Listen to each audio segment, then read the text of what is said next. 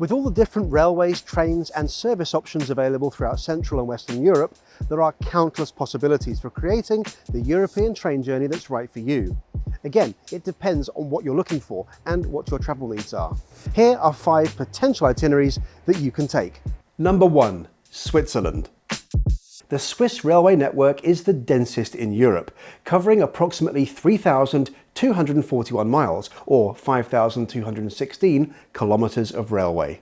In terms of length of track per square mile, Switzerland is 2.5 times over the European average. This means you can travel effortlessly between Swiss towns and cities any day of the week. Geneva in the morning, Zurich for lunch, St. Gallen in the evening, why not? Let's see what this can look like. After having an early breakfast in Geneva, you can catch an SBB train to Zurich with a journey time of roughly 2 hours and 45 minutes. I'd recommend getting this train no later than 10 AM, so you arrive in Zurich no later than 1 PM. From there, you can find a nice lunch spot, perhaps overlooking Lake Zurich. Once you've finished, you can board an SBB train to St. Gallen, which only takes between 1 and 1.5 hours, depending on the route and any station changes. You should easily be able to make it there for a lovely evening dinner. Swiss trains offer the Swiss Day Pass, which you can take all over the country at your own pace. Rather than getting individual tickets for the journeys that I just described, you can purchase one Save a Day Pass for the entire route. Save a Day Passes have great value. They don't need validation or seat reservations. You just turn up and go wherever you like within the GA travel area. A Save a Day Pass like this is available up to 60 days in advance in first or second class, with prices starting from 29 Swiss francs. Be aware that these tickets can sell out, so be sure to book sooner rather than later. Also, be careful which pass you buy. When you book, there will be an option for a with half fare travel card or without the half fare travel card. The half fare card gives you a 50% discount on the boat, rail and post bus network in Switzerland for an entire year. It is mainly marketed towards people living in Switzerland, and rightly so, because if you're just visiting the country for a few days or even a few weeks, the half fare card won't be worth the money you'd spend. As I've mentioned many times in this guide, Swiss trains and the landscapes they traverse are incredible. So whether you're looking to go on your very first European train journey or are looking to reconnect with adventure, Switzerland has endless options. 2. Heading to Croatia by train. Croatia is one of my favourite countries because it's a great alternative to popular holiday destinations like Switzerland or Italy at a much lower price. Croatia can easily be reached by train with connections from France, Germany and Austria. Here's what this itinerary looks like. You depart Paris Gare de l'Est at 15:55 and take an almost 6-hour journey east to Munich Hauptbahnhof, Germany, arriving at 21:36. From there, you'll have basically 2 hours for snacking and stretching your legs before your next train. At 23:20, you board the sleeper train from Munich to Zagreb, which gets you there at 8:30 in the morning. If you wake up about 7 AM before arrival, you might get to view some of the beautiful Slovenian countryside. Although most people tend to skip Zagreb and head straight down to Split or Dubrovnik, I recommend spending at least a night in Zagreb. In my opinion, it's one of the most underrated European capitals. Zagreb has a fantastic old town and fascinating Yugoslav-era architecture, which, if you've never been to Croatia before, makes for a great introduction to the country. For planning this journey, you can book through the Deutsche Bahn, Trainline and Omeo websites. It is possible to book the sleeper from Munich to Zagreb on its own, and if this is what you want to do, you're best off using the OBB Nightjet website. Technically, the train you take won't be an OBB Nightjet train, but a different sleeper train with some carriages from Croatia. But don't worry, Nightjet only partners with high-quality, like-minded operators, so you can be assured of a high standard of service. 3. Paris to Sicily.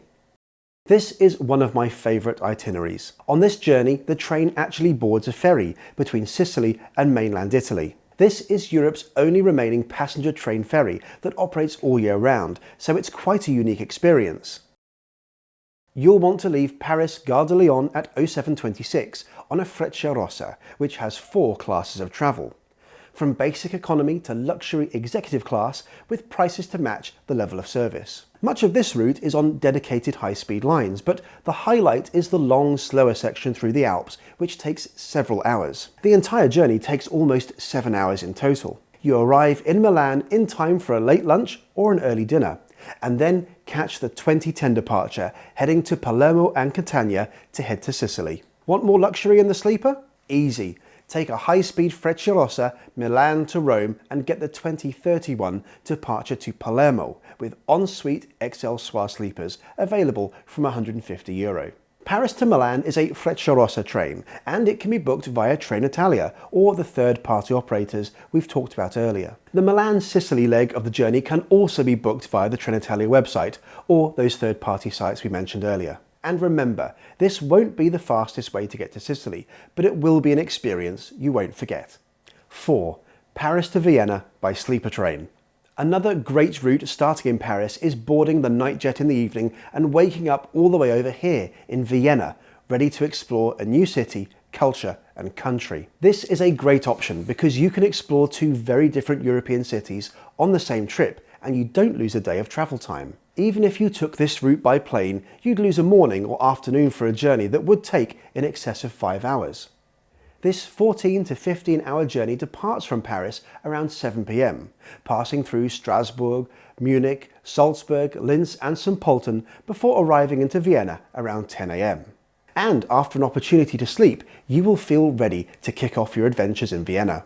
You can purchase tickets via the main operators, NightJet and SNCF, or you can also find tickets through Trainline. Do note that this service only runs on certain nights, usually Tuesdays, Fridays and Sundays. I'd recommend purchasing a bed option with your ticket, but if you really need to stick to a budget, you can get a seated ticket for about €29, which is equivalent to a night in a hostel dorm. Your other options are a bed in a couchette or a private room, some of which are deluxe sleepers that come with an ensuite shower. The price of the sleeper accommodations range from €50 to €200, about the same as a standard hotel room, which is well worth it to wake up refreshed in a new city, ready to explore.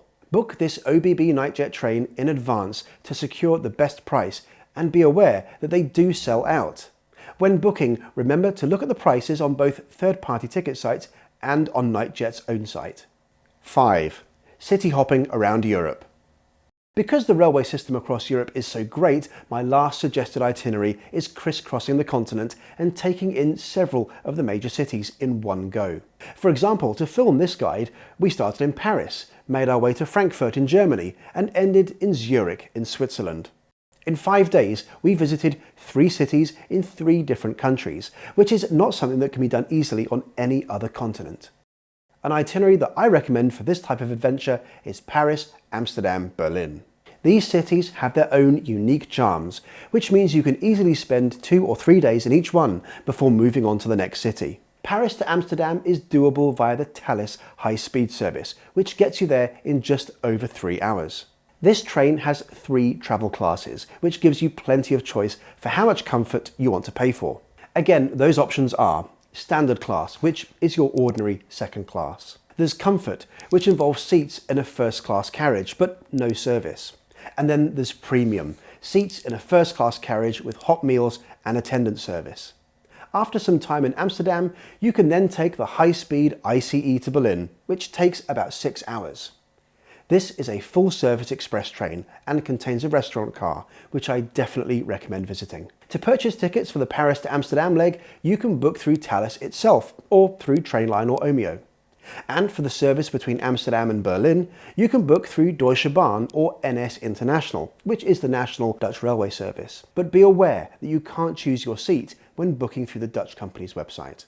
City hopping is a really popular way to explore Europe by train because it's such an easy and comfortable way to get around. Whether you stick to exploring just one country or you choose to traverse the continent across several cities, you'll be sure to have a great time travelling by train.